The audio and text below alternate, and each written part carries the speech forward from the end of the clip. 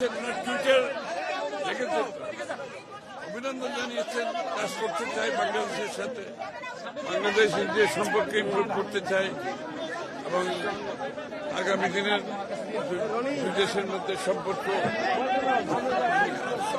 আরো শক্তিশালী করতে চাই।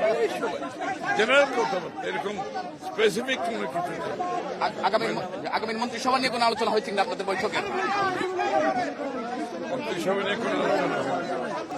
এমনি আপনাদের জাতীয় সরকার গঠনের কথা বলেছেন, আগে আপনাদের ইশতেহারেও এটা ছিল, চেয়ারম্যানও বলেছেন, আপনারা বলেছেন। মানে আমাদের সাথে যুগপথে যারা আন্দোলনে ছিল তাদেরকে সাথে রেখে আমাদের 31 দফা বাস্তবায়ন এবং জাতীয় সরকার বলা হচ্ছে। আচ্ছা, এই যে আপনাদের যে গণতান্ত্রিক বিজয় বলা যায়, আপনারা নেতারাও বলেছেন জনতার বিজয়, গণতন্ত্রের বিজয়, দীর্ঘ ফেসিবাদ বিরোধী আন্দোলনের পর আপনাদের লড়াই সংগ্রামের যে প্রত্যাশা সেটা পূরণ হয়েছে। একটা কথা বুঝতে হবে যে বাংলাদেশের, এই কথাটা আমি প্রতিনিয়ত বলে যাচ্ছি, বাংলাদেশের যে কোনো কঠিন সময়ে, যে কোনো ক্রান্তি লগ্নে বাংলাদেশের মানুষ বারবার বাংলাদেশ জাতীয়তাবাদী দলের উপর আস্থা রেখেছে। এবারও সেই কাজটা বাংলাদেশের মানুষ বাংলাদেশ জাতীয়তাবাদী দল এবং তার নেতৃত্বের উপর আবারও আস্থা রেখেছে। বিগত দিনও ক্রান্তি লগ্নে কঠিন সময়ে যখনই আসছে সেটা বিএনপির উপর আস্থা রেখেছে। এবারও তারা তাই করেছে, কারণ তারা জানে একমাত্র বিএনপির মাধ্যমে যে কঠিন সময় থেকে আমাদের উত্তরণ ঘটাতে হলে বিএনপির মাধ্যমে সেটা করতে হবে, বিএনপির নেতৃত্বের মাধ্যমে সেটা করতে হবে। এবং বিএনপির নেতৃত্ব তারেক রহমান সাহেব, উনি যে পরিকল্পনার কথা বলেছেন, যে প্ল্যানের কথা বলেছেন, এটা বাংলাদেশের জনগণ এটার উপর আস্থা রেখেছে।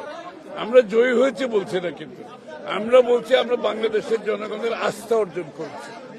জয়ী হয়েছে একথা বলতে চাই না, বাংলাদেশের জনগণের আস্থা অর্জন করেছে, আস্থাটা রাখতে হবে। এটা অনেক বিশাল কাজ, আপনারা সবাই দোয়া করবেন।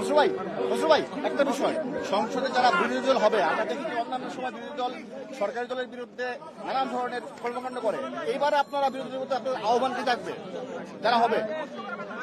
রাজনৈতিক শিষ্টাচারের মাধ্যমে যত বেশি রাজনৈতিক শিষ্টাচারের মাধ্যমে আপনি আপনার রাজনৈতিক কর্মকাণ্ড পরিচালনা করবেন, গণতন্ত্র অত শক্তিশালী হবে।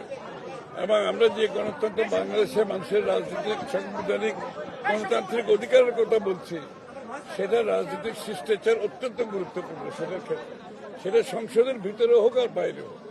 প্রতিবেশী দেশ সহ অন্যান্য দেশের সঙ্গে বিএনপির আগামী সম্পর্কটা কেমন হবে? এটা বিগত দিনে সবসময় ছিল বিএনপির।